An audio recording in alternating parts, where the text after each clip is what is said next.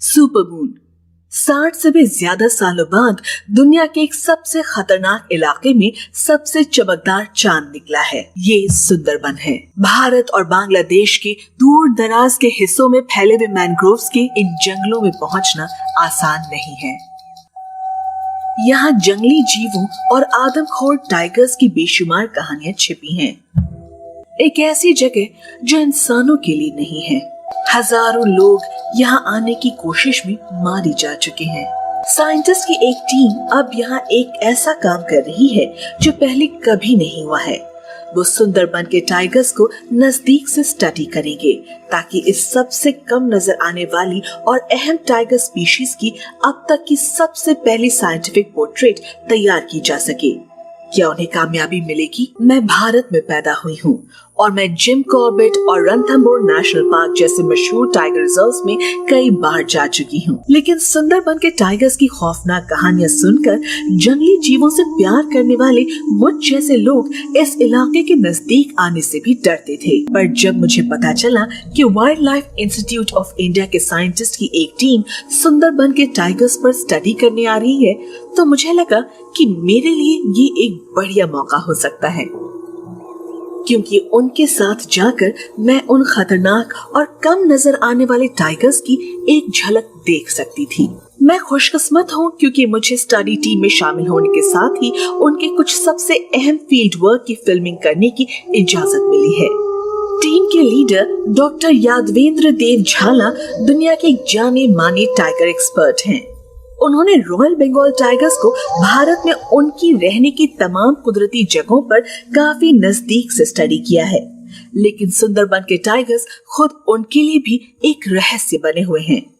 हम भारत के बाकी हिस्सों के टाइगर्स के बारे में काफी कुछ जानते हैं। हम उन पर कॉलर्स लगाते हैं, कैमरा ट्रैप से उन्हें स्टडी करके भारत में उनकी आबादी का पता लगाते हैं, लेकिन सुंदरबन के टाइगर्स अब भी एक रहस्य बने हुए हैं। और इसकी वजह यह है कि ये एक खतरनाक जगह है। ये एक मैंग्रोव फॉरेस्ट है और इसमें सड़कें नहीं हैं। टाइगर्स इस मैंग्रोव में आजादी से घूमते हैं, लेकिन इंसानों के लिए यहाँ आना एक मुश्किल काम है। टाइगर्स कहाँ रहते हैं, वो अपना शिकार कैसे करते हैं, बच्चे कहाँ पैदा करते हैं, जब लहरें आती हैं तो उनके रहने के लिए बहुत कम सूखी जमीन बचती है। उम्मीद है हम इन रहस्यों को जान सकेंगे। डॉक्टर झाला अपनी टीम के साथ पिछले 2 सालों से मैंग्रोव्स में जाकर इन सवालों के जवाब ढूंढने की कोशिश कर रहे हैं। ये बहुत ही चुनौती भरा और खतरनाक मिशन है। सुंदरबन के टाइगर्स अपने इलाके में किसी घुसपैठिए का आना पसंद नहीं करते और ये बात पिछले 100 सालों के रिकॉर्ड से सामने आई है। एक वक्त था जब हर साल करीब 1600 लोग इन टाइगर्स का शिकार बन जाते थे। बहुत से लोग अब भी मारे जाते हैं। तो क्या डॉक्टर झाला और उनकी टीम ये नामुमकिन काम कर पाएगी? आइए देखते हैं क्या होता है।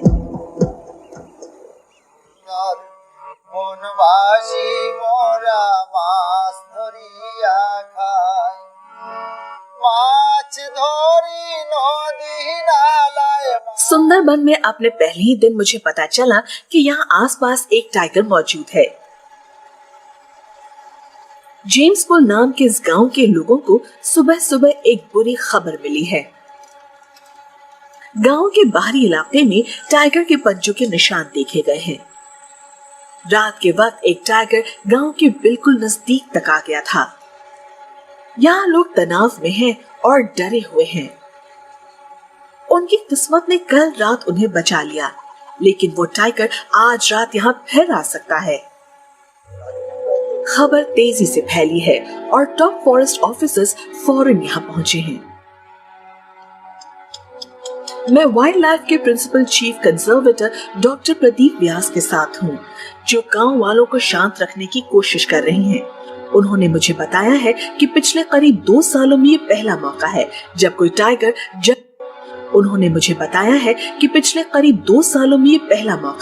जब कोई टाइगर जंगल से किसी गांव की तरफ आया है। जब भी कोई इंसान पैदल इस जंगल में घुसता है तो टाइगर्स उस पर हमला कर सकते हैं और उसे मार सकते हैं। हालांकि ये बहुत ही इंटेलिजेंट टाइगर है, लेकिन कई बार बहुत सी वजहों से टाइगर्स जंगलों से भटककर नजदीकी इंसानी बस्तियों की तरफ भी आ जाते हैं और गांव में अक्सर बहुत से लोग घर के बाहर भी सोते हैं, लेकिन ये टाइगर उन्हें कुछ नहीं करता और चुपचाप उनके नजदीक से निकल जाता है। पिछले करीब 30 सालों में सिर्फ एक ऐसा मौका था जब कोई टाइगर सुंदरबन से गांव की तरफ आया और उसने एक शख्स की जान ले ली। सुंदरबन 102 टापुओं का एक समूह है। उनमें से 54 टापुओं पर इंसान रहते हैं और बाकी टापुओं पर टाइगर्स का कब्जा है। ज्यादातर जगहों पर तो टाइगर्स और इंसानों के रहने की जगहों के बीच सिर्फ एक छोटा सा वाटर चैनल ही होता है। हाल ही में जंगल के बिल्कुल नजदीक कोस्ट लाइन के आसपास नायलॉन के नेट की बाड़ लगाई गई है ताकि टाइगर्स आसानी से मैनग्रोव्स पार करते हुए गांवों की तरफ ना पहुंच सकें। हैरानी की बात है कि नायलॉन का नेट अब तक सही काम कर रहा था। टाइगर्स के लिए ये एक साइकोलॉजिकल बैरियर था और इस नेट को लगा हुआ देखकर वो अक्सर जंगल की तरफ वापस लौट जाते थे। लेकिन इस बार ऐसा नहीं हुआ है। जांच से पता चला है कि किसी ने नेट के साथ छेड़छाड़ की है। शायद किसी ने गैर कानूनी तरीके से मछली पकड़ने के लिए नेट को ऊपर उठाया था और टाइगर ने उस जगह का फायदा उठाया। एक मछुआरा गैर कानूनी तरीके से मछली पकड़ने वहां पहुंच गया। उसने नेट को उठाकर बस उसे बांध दिया और टाइगर को वहां से निकलना आसान लगा क्योंकि वो एक खुली जगह थी। टाइगर उसमें से कल निकला था, लेकिन लकीली वो ज्यादा अंदर नहीं गया और वापस लौट गया। अंधेरा होने वाला है। इस वक्त बाढ़ को ठीक करना खतरनाक होगा। अगली सुबह फॉरेस्ट स्टाफ ने नायलॉन फेंस को ठीक करने का काम शुरू किया है। वो काफी तेजी से काम कर रहे हैं और अंधेरा होने से पहले उन्हें ये काम पूरा करना है। मैंने इस तरह की चीज पहले कभी नहीं देखी है।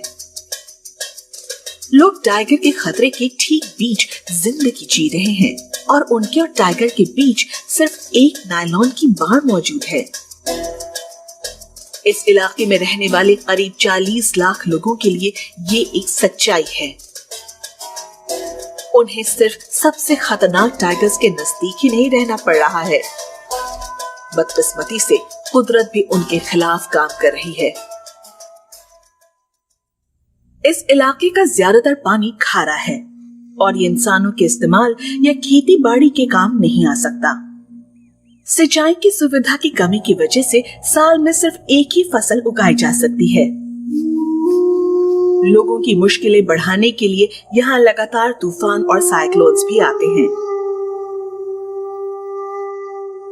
राइटर अमिताभ घोष ने अपने नॉवेल द हंग्री टाइड में लिखा है, सैकड़ों सालों से दुनिया के सिर्फ तंगहाल और नाउम्मीद लोग ही सुंदरबन के कभी ना खत्म होने वाले कीचड़ के बीच अपना वजूद कायम रखने में कामयाब हो पाए हैं।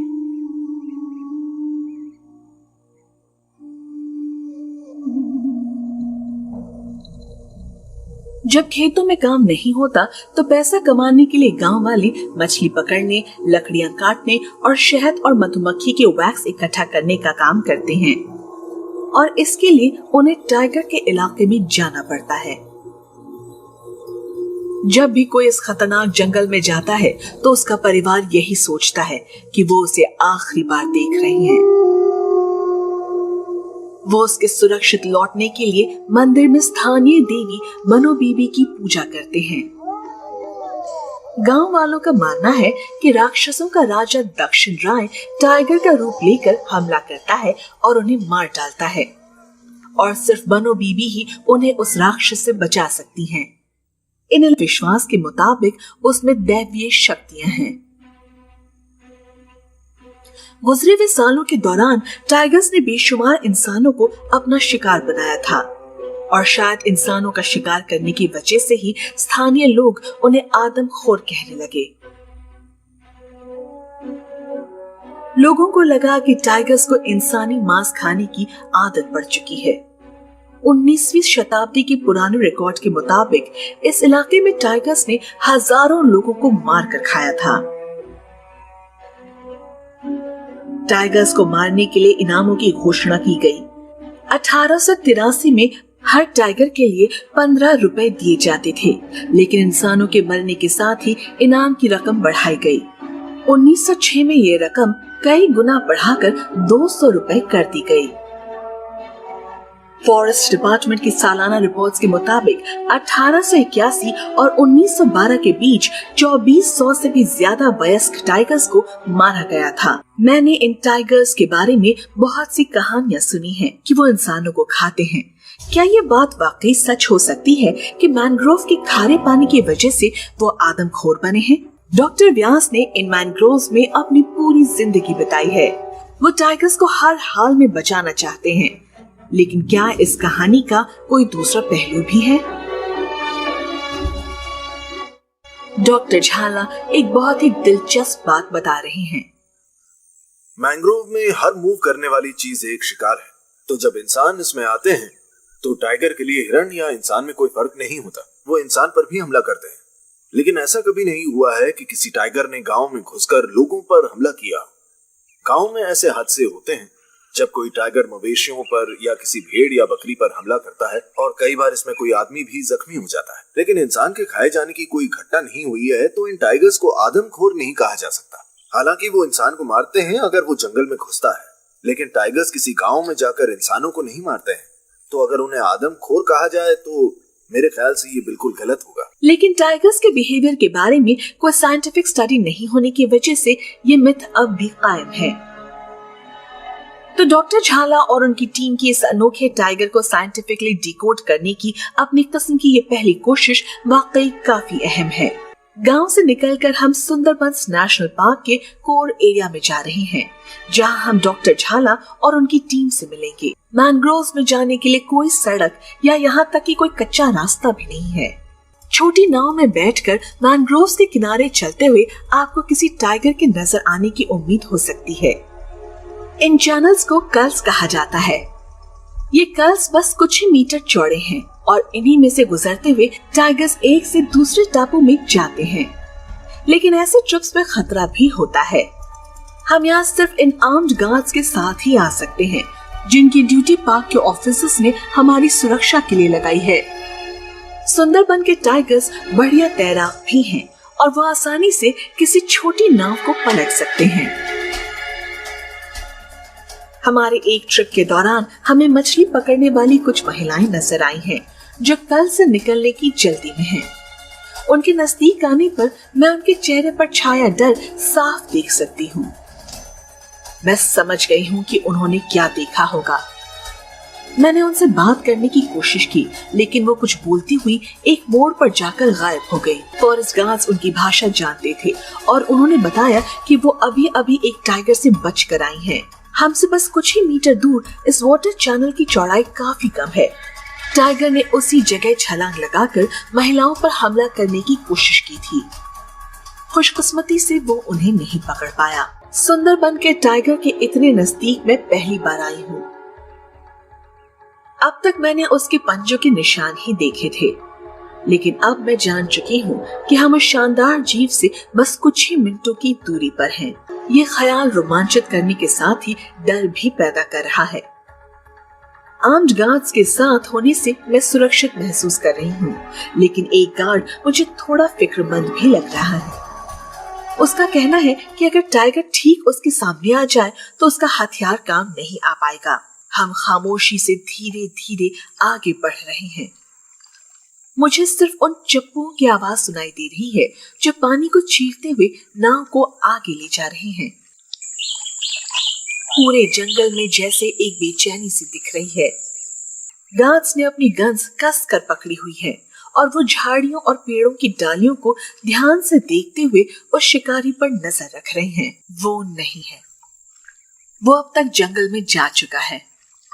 मुझे सुकून मिलने के साथ साथ निराशा भी हुई है। मैं इतनी दूर सफर करके उस अनोखे जीव की एक झलक देखने आई थी। हालांकि मुझे थोड़ा अफसोस हो रहा है कि हम कुछ मिनट देर से यहाँ पहुंचे, लेकिन मेरे दिल का एक कोना राहत भी महसूस कर रहा है। मैंग्रोव्स का हमारा सफर जारी है और मैं सोच रही हूँ कि इस इलाके में रहने इंसान ही नहीं बल्कि जंगली जीव भी कितनी जद्दोजहद भरी जिंदगी जी रहे हैं। इस मुश्किल इलाके में रहना एक चुनौती है। इसकी दलदली जमीन में न्यूमेटाफोर्स कही जाने वाली नुकीली जड़ी निकली हुई है और उनके बीच चलना आसान नहीं है। यहाँ मीठा पानी मिल पाना मुश्किल है और उन्हें खारा पानी पीकर जिंदा रहना सीखना पड़ता है। यहाँ खाने की भी कमी है। तो ऐसे मुश्किल हालात में टाइगर आखिर कैसे जिंदा रह पाता है? मैंने इस बारे में डॉक्टर झाला से पूछा। अब जरा सोचिए, 300 किलो का टाइगर मैंग्रोव के दलदल में कैसे चल सकेगा? वो घुटनों तक कीचड़ में होगा और उसे न्यूमेटोफोर्स से खुद को बचाना भी होगा। सुंदरबन के टाइगर का साइज काफी छोटा होता है और उसका वजन 100 से 120 किलो के बीच होता है। वो मैंग्रोव्स के लिए बना है। वो इस दलदली इलाके में इवॉल्व हुआ है। उनके शिकार का साइज भी छोटा होता है। किसी सांबा या गौर को मारने के लिए उसे बड़ा साइज का होने की जरूरत नहीं है। एक 100 किलो का टाइगर चीतल या जंगली शुकर को आसानी से मार सकता है। साइज छोटा होने की वजह से उसे खाना भी कम चाहिए होता है। छोटे जीवों का शिकार करके वो मैंग्रोव्स में जिंदा रह सकता है, जो एवोल्यूशन के लिहाज से एक अहम चीज। ऐसा लगता है कि सुंदरबन के ज्यादातर जंगली जीवों ने जिंदा रहने के लिए खुद को इस माहौल के मुताबिक ढाला है। घास की कमी की वजह से हिरन जैसे जीवों ने पत्ते खाने शुरू किए और शायद घास खाने वाले दूसरे विशाल जीवों को यहाँ के मुताबिक ढलने में मुश्किल हुई होगी, इसलिए वो इस जंगल से गायब हो गए। सुंदरबन हिमालय की 2 विशाल नदियों गंगा और बंगाल की खाड़ी में ब्रह्मपुत्र के डेल्टा के बीच मौजूद है। ये भारत और बांग्लादेश के 10,000 वर्ग किलोमीटर से भी ज्यादा इलाके में फैला है। ये दुनिया के सबसे विशाल मैंग्रोव्स में से एक है और ये दुनिया के अकेले मैंग्रोव्स हैं जहां टाइगर्स पाए जाते हैं। लहरों के आने जाने से यहाँ जीवों के लिए एक अनोखा एनवायरनमेंट तैयार हुआ है। मैंग्रोव्स में हमें रीसस मैकैक्स की एक बस्ती नजर आई है। पानी कम हो रहा है और वो खाने की तलाश में धीरे धीरे पेड़ों से नीचे उतर रहे हैं। सुंदरबन के मैंग्रोव्स में इन बंदरों की तादाद काफी ज्यादा है और ये टाइगर का पसंदीदा भोजन है। इन्हें जमीन और पानी दोनों जगहों पर सावधान रहना सीखना पड़ता है। इन्हें सिर्फ टाइगर से ही खतरा नहीं है, इन्हें खुद को क्रोकोडाइल से भी बचाना होता है। मैं देख रही हूँ कि वो पानी में अपना हर कदम काफी संभाल कर रख रहे हैं। इस बीच वो आसपास नजर भी रख रहे हैं और खुद मैं भी ऐसा करती अगर मुझे पता होता कि नजदीक ही कोई टाइगर मौजूद है। वो खारे पानी में तैरने से बचते हैं, लेकिन कुछ बंदरों ने इन वाटर चैनल्स को पार करने का एक अनोखा तरीका ढूंढा है। वो फॉरेस्ट डिपार्टमेंट द्वारा लगाए गए नायलॉन की बाड़ को पुल की तरह इस्तेमाल करते हैं, लेकिन कभी कभी उन्हें तैरना भी पड़ता है। हालांकि पानी में उनके लिए खतरा भी होता है। ते फल, बीज और फूल खाते हैं और बुनियादी तौर पर शाकाहारी होते हैं, लेकिन अक्सर यहाँ उन्हें जिंदा केकड़े या फिर पानी के किनारे पर जाकर मछली खाते हुए भी देखा जा सकता है। शायद खाने की कमी और उसे हासिल करने के खतरनाक मुकाबलों से बचने के लिए उन्हें अपनी खुराक में बदलाव करने के लिए मजबूर होना पड़ा है। हम टाइगर को अभी नहीं देख पाए हैं, लेकिन हमें एक और बढ़िया चीज नजर आई है, जंगली बिल्ली। ये बहुत कम नजर आती हैं और ये बिल्लियाँ काफी शर्मीली हैं। ये घरेलू बिल्ली जैसी दिखती हैं, लेकिन साइज में उनसे दुगनी है और ज्यादा ताकतवर भी हैं। इस इलाके में घूमते हुए मुझे इन मैंग्रोव्स की खूबसूरती बहुत ही हैरान कर रही है। सुबह की धुंध के बाद अब धीरे धीरे सुहानी धूप निकलने लगी है। पानी की लहरें कम होने के साथ ही किनारों पर अब कई तरह के शानदार जंगली जीव नजर आने लगे हैं। मुझे धूप का मजा लेता एक विशाल क्रोकोडाइल दिखाई दिया है। इस पानी में 200 से ज्यादा सॉल्ट वाटर क्रोकोडाइल्स रहते हैं। उनमें से कुछ 20 फुट तक लंबे हैं। सुंदरबन के टाइगर्स वाटर चैनल्स में तैरते हुए एक से दूसरे टापू पर जाते हैं, इसलिए क्रोकोडाइल से उनका अक्सर सामना होता है। मुझे पता चला कि ज्यादातर मुकाबलों में हार क्रोकोडाइल की ही होती है, लेकिन कभी कभी क्रोकोडाइल भी टाइगर को मार देता है। बदकिस्मती से इस इलाके में इंसान भी क्रोकोडाइल्स का शिकार बनते हैं और पिछले 10 सालों में उनके हमलों में 30 से ज्यादा लोगों की मौत हो चुकी है। टाइगर भले ही इस लैंडस्केप को डोमिनेट करता है, लेकिन मैनग्रोव्स में कुछ और बहुत ही दिलचस्प और एंडेंजर्ड स्पीशीज मौजूद हैं। यहाँ दुनिया के एक सबसे ज्यादा एंडेंजर्ड टर्टल्स रहते हैं, नॉर्दर्न रिवर टेररपिन। पिछले कुछ सालों में लगातार शिकार किए जाने की वजह से ये प्रजाति खत्म होने की कगार पर पहुंच चुकी है। 4 कैप्टिव लोकेशंस पर इस प्रजाति के सिर्फ 50 वेस्क टर्टल्स बचे हैं, लेकिन जंगलों में उनकी मौजूदगी का कोई सबूत नहीं मिला है।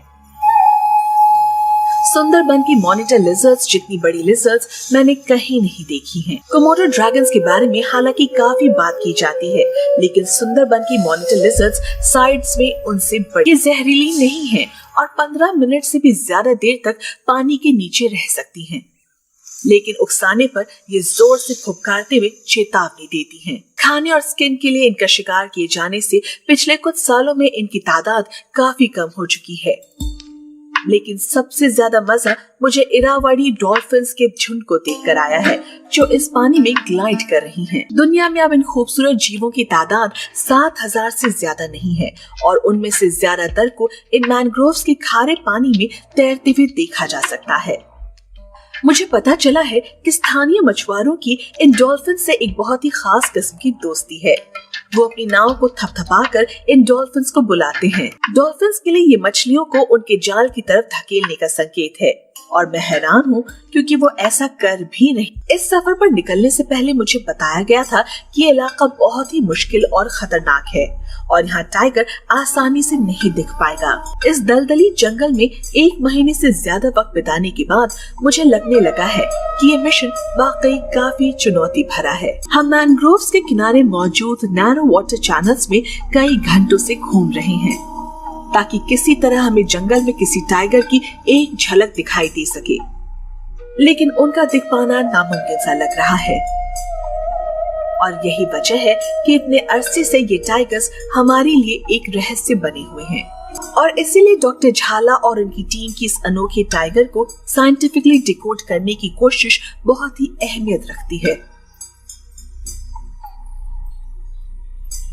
टीम पिछले 2 सालों से सुंदरबन में काम कर रही है और उनके मिशन की यह आखिरी ट्रिप है। इस दौरान उन्होंने 7 टाइगर्स पर कॉलर्स लगाए हैं। इस आखिरी ट्रिप में वो कम से कम एक और टाइग्रेस को कॉलर लगाने की उम्मीद कर रहे हैं।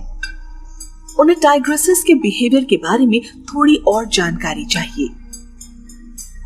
ट्रैप लगाने से पहले उन्हें कुछ जगहों की पहचान करनी होगी जहां टाइग्रेस के मिलने की सबसे ज्यादा उम्मीद हो सकती है। कैमरा ट्रैक से उनकी मूवमेंट के बारे में जाना जा सकता है, लेकिन ये काम उतना आसान नहीं है। मैनग्रोव्स में जाना हमेशा से खतरनाक रहा है। डॉक्टर व्यास इस खतरे को अनदेखा नहीं करना चाहते। वो आर्म्ड गार्ड्स को साथ में लेकर आगे जा रहे हैं। ये पहली बार है जब किसी कैमरा टीम को मैनग्रोव्स में इतने अंदर तक आने दिया गया है। ये पहला मौका है जब हम अपनी नाव से उतरकर पार्क के कोर एरिया में अपने कदम रखेंगे। यहाँ कोई सड़क या पगडंडी नहीं है और हमें इन घने पेड़ पौधों के बीच रास्ता बनाते हुए आगे जाना है। हम धीरे धीरे जंगल की ओर बढ़ रहे हैं और इस बीच फॉरेस्ट स्टाफ काफी तनाव में लग रहा है। गार्ड्स की मौजूदगी के बावजूद टाइगर के रास्ते पर कोई नहीं आना चाहता। आखिरकार हम एक ठीक से लगने वाली जगह पर पहुंचे हैं और डॉक्टर झाला ने अपना काम शुरू किया है। पेड़ों पर 2 कैमरेस लगाए गए हैं, लेकिन कोई ऐसी चीज भी चाहिए जिसके लालच में टाइगर यहाँ आ सके। उन्होंने मीठे पानी का एक बर्तन रखा है, लेकिन ये काफी नहीं होगा, इसलिए उन्होंने पहले से आजमाया हुआ स्टिंक बॉम्ब भी लगाया है। ये मछली की आंतों और अंडों का एक मिक्सचर है जिसे एनारोबिक कंडीशन में सड़ने के लिए छोड़ दिया जाता है। ये छोटे बड़े सभी मांसाहारी जीवों को अट्रैक्ट करता है और उनके आने पर हमारे कैमरास उनकी तस्वीरें ले लेते हैं। टाइगर्स इसे पसंद करते हैं। कैमरा ट्रैक से 2 मकसद हल होते हैं। टाइगर्स की मूवमेंट पर नजर रखने के साथ ही हमें ये भी पता चलता है कि दोनों देशों में मौजूद सुंदरबन के मैनग्रोव्स में टाइगर्स की तादाद कितनी है। एक स्पेशल सॉफ्टवेयर से टाइगर्स की धारियों के मुताबिक उनकी पहचान की जा सकती है और उसकी मदद से 2014 में पहली बार भारत और बांग्लादेश के सुंदरबन के इलाके में साइंटिफिक सेंसस कंडक्ट की गई। उसके हैरत अंगेज नतीजे सामने आए। टाइगर्स के रहने की लगभग 60% जगहों पर कैमरा ट्रैप्स लगाए हैं। हमारे पास सैकड़ों टाइगर इमेजेस हैं और उनसे हमें पता चला है कि भारत और बांग्लादेश में टाइगर्स की तादाद 400 या 500 नहीं बल्कि सिर्फ 200 के करीब है। टाइगर्स की तादाद का पता लगाने के लिए कैमरा ट्रैप्स का लगातार इस्तेमाल किया जा रहा है। इस जानकारी की मदद से रिसर्च टीम ने टाइगर्स कैप्चर करने की सबसे बेहतरीन जगहों की पहचान की है और अब पिंजरे लगाने का वक्त है। ऐसी 4 जगह तय की गई हैं जहां टाइगर के पकड़े जाने की उम्मीद ज्यादा हो सकती है। पिंजरों को नाव पर रखकर उन जगहों पर लाया जा रहा है। मैं उस जगह के पीछे हूँ जहाँ पिंजरा रखा गया है। यहाँ टाइगर के पंजों के ताजा निशान हैं और इसका मतलब है कि वो कुछ वक्त पहले यहाँ आया था। उम्मीद है कि ये उसे पिंजरे तक लाने में कामयाब हो जाएंगे। हर कोई बेसब्री से इंतजार कर रहा है।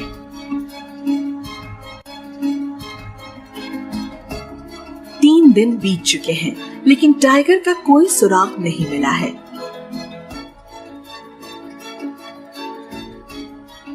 तनाव बढ़ रहा है और हर कोई फिक्रमंद है। टीम अगर टाइगर को नहीं पकड़ पाई तो क्या होगा? वो इस बार एक टाइग्रेस को पकड़ने की उम्मीद कर रहे थे क्योंकि उसके बिहेवियर के बारे में उन्हें थोड़ी और जानकारी चाहिए थी। उन्हें इस बारे में फिलहाल ज्यादा नहीं पता है। वो नाकामयाब हुए तो ये अच्छी खबर नहीं होगी। टीम इस मुश्किल प्रोजेक्ट में अब तक 2 साल लगा चुकी है। इस आखिरी ट्रिप में उन्हें एक और टाइग्रेस को कॉलर लगाना है वरना पूरा मिशन ही बेकार हो सकता है। डॉक्टर झाला के मुताबिक इन जगहों पर बात नहीं बन पाएगी। उन्होंने फौरन 2 नई जगहों पर 2 और पिंजरे लगाए हैं। हम फिर से इंतजार कर रहे हैं। आखिरकार किस्मत ने साथ दिया है। फॉरेस्ट ऑफिसर्स की टीम ने एक टाइग्रेस को पकड़ा है जो गांव की तरफ आ गई थी और उसे रेस्क्यू सेंटर में ले जाया जा रहा है। डॉक्टर झाला ने स्टडी करने के लिए उसे कॉलर लगाया है। उसे देखने से पहले ही मुझे उसके गुस्से से भरी दहाड़ सुनाई दी है।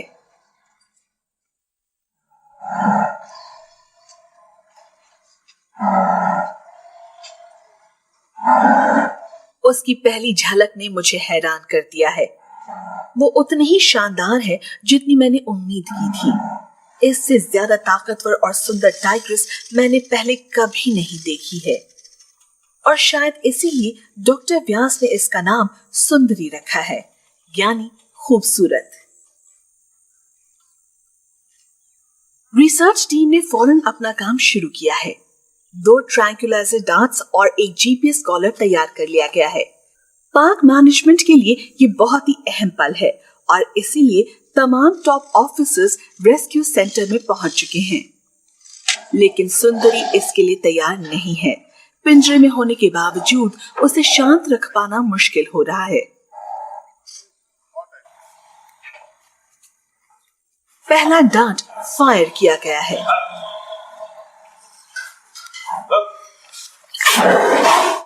डार्ट बस सुंदरी से टकराकर नीचे गिर गया है।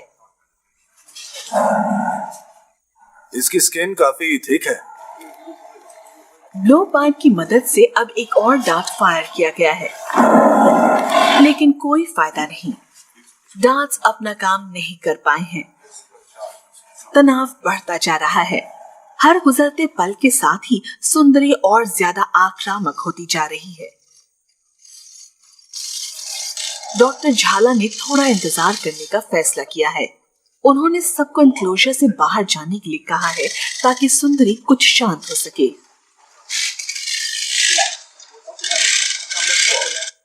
सुंदरी पिंजरे में है पर फिर भी मुझे उससे डर लग रहा है, लेकिन मैं उस पर से नजरें नहीं हटा पा रही हूँ। सुंदरी की गरज में शाही अंदाज है, उसकी दहाड़ में एक खूबसूरती है। करीब 10 मिनट बाद डॉक्टर झाला ने एक और फैसला किया है। वो सुंदरी को स्क्वीज केज में पूरी तरह बेहोश करना चाहते हैं। डॉक्टर सनत को लगा है सुंदरी कंट्रोल में है और उन्होंने पिंजरे में हाथ डालकर दोनों टाप्स वापस निकालने की कोशिश की है। डॉक्टर झाला जानते हैं कि यह खतरनाक है, इसलिए उन्होंने उन्हें मना किया है। केयरफुल, ऐसा मत करना। नहीं, ऐसा बिल्कुल मत करना, वो काट लेगी। नहीं नहीं नहीं, ऐसा मत करना। नहीं, ऐसा मत करना तुम, प्लीज ऐसा मत करना, बहुत डेंजरस है। सुंदरबन की टाइग्रेस अपनी शोहरत के मुताबिक ताकतवर, खतरनाक और आक्रामक है और पिंजरे में भी काबू नहीं आ रही।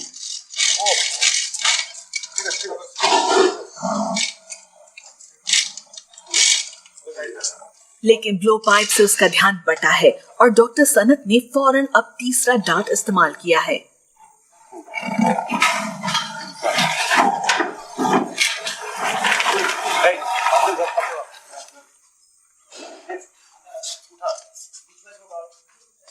आखिरकार करीब 1 घंटे की मेहनत के बाद सुंदरी अब बेहोश हो चुकी है।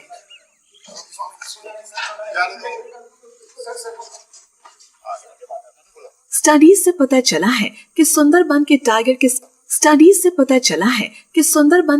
के स्कल का साइज मेनलैंड बंगाल टाइगर्स के मुकाबले काफी छोटा होता है। मेनलैंड टाइगर्स से इनका बॉडी वेट भी लगभग आधा होता है। एक सेकंड रुको। हाँ, उठाओ। डॉक्टर झाला ने अब तक सुंदरबन की जितनी भी टाइग्रेसेस देखी हैं, उनमें सुंदरी सबसे ताकतवर है। किसी मेल टाइगर जितनी भारी है। टीम बहुत तेजी से काम कर रही है ताकि टाइग्रेस के होश में आने से पहले उसे जीपीएस कॉलर लगाया जा सके। आप देख सकते हैं कि इसके दांत पीले होने लगे हैं और इसका मतलब इसकी उम्र करीब 3.5 या 4 साल है। डॉक्टर सनित सुंदरी की हालत पर पूरी नजर रखे हुए हैं। उन्होंने एनालिसिस के लिए उसके ब्लड और डीएनए सैंपल्स भी लिए हैं। जांच से पता चला है कि सुंदरी के अब तक बच्चे नहीं हुए हैं। सुंदरी करीब 4 साल की है और काफी सेहतमंद है। उस पर जीपीएस कॉलर लगा दिया गया है। 1 साल बाद यह अपने आप उससे अलग हो जाएगा। कॉलर को अच्छी तरह चेक किया गया है कि कहीं उसकी गर्दन ना कसी जा रही हो। सुंदरी अब जंगल में वापस छोड़े जाने के लिए तैयार है। उसे एक पिंजरे में डाला गया है। सुंदरी को उसी इलाके में छोड़ा जाना जरूरी है जहां से उसे पकड़ा गया था, और उस जगह पहुंचने के लिए हम पिंजरे को नाव पर रखकर 3 घंटे के लंबे सफर पर निकले हैं।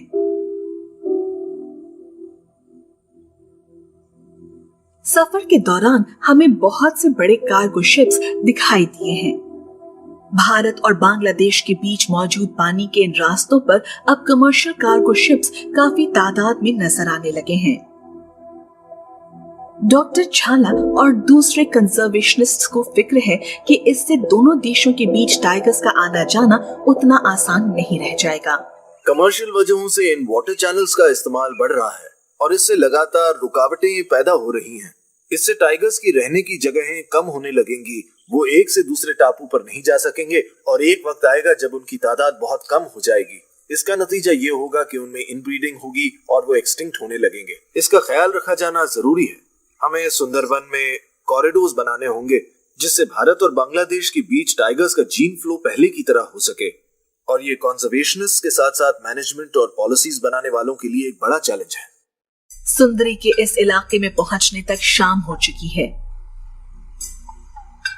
सफर के दौरान डॉक्टर सनत उसका ख्याल रखते रहे हैं ताकि उसे किसी तरह की परेशानी न हो। ये सुंदरी के घर जाने का वक्त है। खुशी के साथ साथ मुझे दुख भी हो रहा है। मुझे उसका सही जगह लौटना अच्छा लग रहा है, लेकिन मैं कुछ देर और उसके साथ रहना चाहती हूँ ताकि उसे जी भर के देख सकूं। सुंदरी को यहाँ रिलीज करने में खतरा भी है और खतरा ये है कि कहीं वो हमारी किसी नाव पर हमला न कर दे। ये लोग काफी सावधानी बरत रहे हैं। वो नाव और किनारों के बीच नायलॉन के नेट की बाड़ लगा रहे हैं। हर चीज सुरक्षित लग रही है।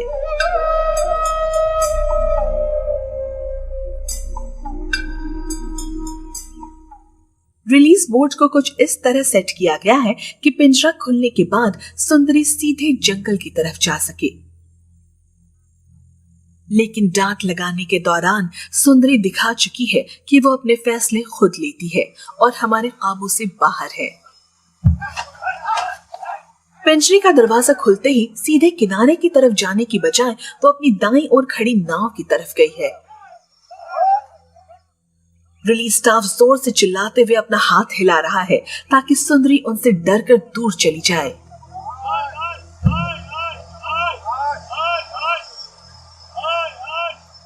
इसका फायदा हुआ है। सुंदरी जंगल की तरफ मुड़कर हमसे दूर चली गई है। ऑपरेशन कामयाब रहा है, लेकिन डॉक्टर झाला ने अगली सुबह राहत की सांस सिर्फ तब ली है जब रिसर्च टीम को सुंदरी के जीपीएस कॉलर से सिग्नल मिलने शुरू हुए हैं। वो बहुत नजदीक, मेरे ख्याल से वो उस डायरेक्शन में करीब 500 मीटर दूर होगी। सुंदरबन के फील्ड डायरेक्टर नीलांजन मलिक उन्हें मुबारकबाद देने के लिए वहां मौजूद हैं। अगर किसी साइंटिफिक स्टडी से टीम को टाइगर्स के बिहेवियर के बारे में समझने में मदद मिलती है तो पार्क मैनेजमेंट के लिए ये अच्छी बात है। हमारे पास सुंदरबन टाइगर रिजर्व के एनिमल्स का कोई बेसिक डेटा नहीं है, तो आपकी स्टडी से हमें काफी फायदा होगा। हाँ बिल्कुल।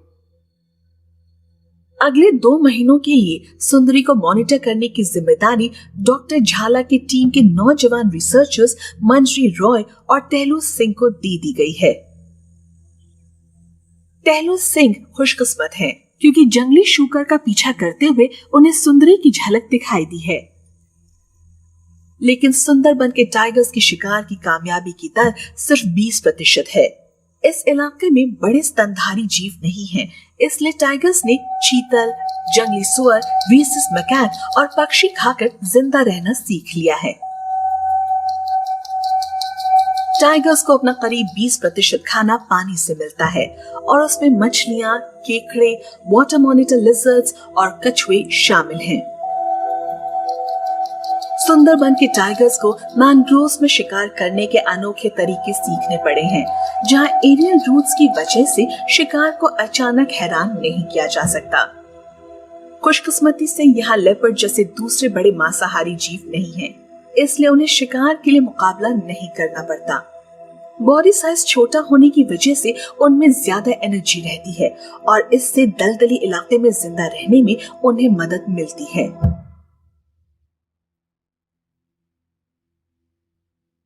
मैनग्रोव्स में जाकर सुंदरी का पीछा कर पाना लगभग नामुमकिन है, लेकिन देहरादून के बेस कैंप में लगातार मिलने वाले डेटा से एक साफ तस्वीर सामने आने लगी है।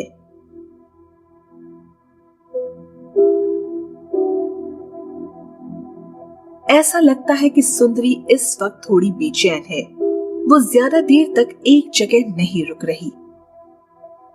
जब टाइगर्स एक से दूसरे एरिया में जाते हैं तो वो इन विशाल वाटर चैनल्स की बॉर्डर्स से बनने वाले कोस्टल हाईवेज का इस्तेमाल करते हैं। वो छोटे वाटर चैनल्स को आराम से पार कर लेते हैं। यहाँ एक टाइग्रेस ने बढ़िया काम करते हुए पिछले 4 महीने में इन 2 किलोमीटर और 3 किलोमीटर चौड़े चैनल्स को 2 बार पार किया है। आमतौर पर टाइगर्स 2 से 3 किलोमीटर से ज्यादा चौड़े चैनल को पार करने से बचते हैं और ये टाइग्रेस इस कोस्टल हाईवे से होती हुई बंगाल की खाड़ी तक पहुंची है। उसने देखा वहां और जमीन नहीं है, इसलिए वो उसी रास्ते से होती हुई उसी आइलैंड में वापस आ गई जहां वो कंफर्टेबल थी और जहां दूसरी टाइग्रेसेस से उसे बहुत कम मुकाबला करना पड़ता था। ये वो आइलैंड है जहां वो ज्यादातर रहती है और उम्मीद है वो इसे अपना इलाका बना लेगी और यहीं पर सेटल हो जाएगी। शायद यहाँ उसे एक साथी भी मिल सकेगा और वो बच्चे पैदा करके सुंदरबन के टाइगर्स की जीन पूल को आगे बढ़ाएगी।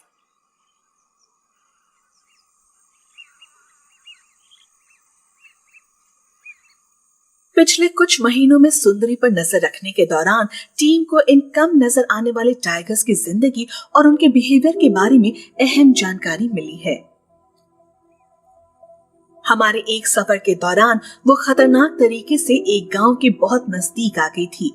ये पार्क मैनेजमेंट को सावधान करने का वक्त था। वहां नाइट पेट्रोलिंग की गई ताकि सुंदरी गांव में न घुस सके।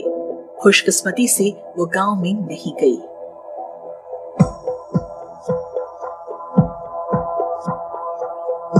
इस इलाके में इंसान और टाइगर के बीच होने वाले संघर्ष टाइगर्स की कंजर्वेशन में एक बड़ी रुकावट बनते रहे हैं और इन संघर्षों की तादाद को कम करना प्रशासन के लिए एक सबसे बड़ी चुनौती है। इन स्टडीज से बहुत सी अहम चीजें सामने आई हैं, जिनसे इन संघर्षों को कम करने में मदद मिल सकती है। अगर हमारी रिसर्च इस संघर्ष को रोक सकती है या लोगों को मारे जाने से बचा सकती है, तो यहाँ टाइगर्स का भविष्य बेहतर होगा। और हमें पता चला है टाइगर्स को ऐसी जगहों पर रहना पसंद है। ये एक एविसीनिया है, यानी ऊंची जमीन पर उगने वाला मैंग्रोव। पाम जैसे दिखने वाले फीनिक्स में शायद टाइगर्स बच्चों को जन्म देते हैं। ये दोनों ही जगहें टाइगर्स को बहुत पसंद है। शहद निकालने के लिए अगर लोग इन जगहों पर नहीं जाएंगे तो टाइगर्स से उनके संघर्षों में कमी आएगी। हम ये भी जानते हैं कि टाइगर्स अपने इलाके के बॉर्डर्स इन विशाल वाटर चैनल्स से तय करते हैं। तो अगर इन वाटर चैनल्स में मछली पकड़ना कम हो जाए तो टाइगर्स के साथ होने वाले संघर्ष भी कम होंगे। आमतौर पर टाइगर्स हो जाए तो टाइगर्स के साथ होने वाले संघर्ष भी कम होंगे। आमतौर पर टाइगर्स रात को शिकार करते हैं, लेकिन सुंदरबन में वो सुबह 6 बजे से करीब 10 बजे तक सबसे ज्यादा एक्टिव रहते हैं।